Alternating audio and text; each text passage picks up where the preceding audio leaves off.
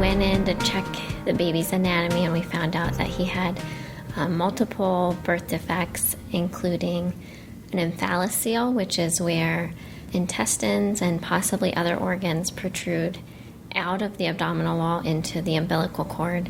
We also learned that he had a pretty severe form of spina bifida and also club feet. And that was kind of just the beginning of the journey and finding out what his actual diagnosis was and how he would need to be treated.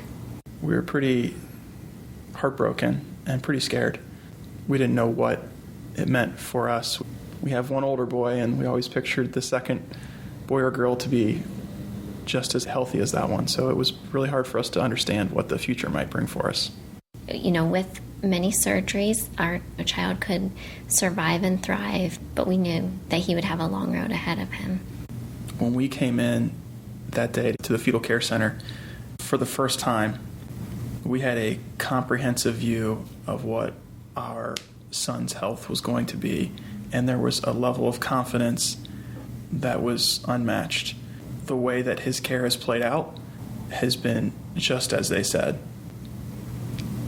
There's just a confidence that they're not guessing, they're not trying to suggest that they know. They really do know what they're doing. They've seen this before. They've dealt with it. They have the best resources. And then it goes all the way down to the care that he got constantly in the NICU from his nurses.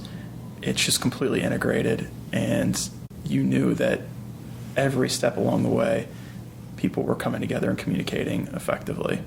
He has a wheelchair. He is paralyzed from the waist down, but that doesn't stop him. He wheels around, he crawls around the floor, and he's just such a joy, and we're just excited to live life without any upcoming surgeries.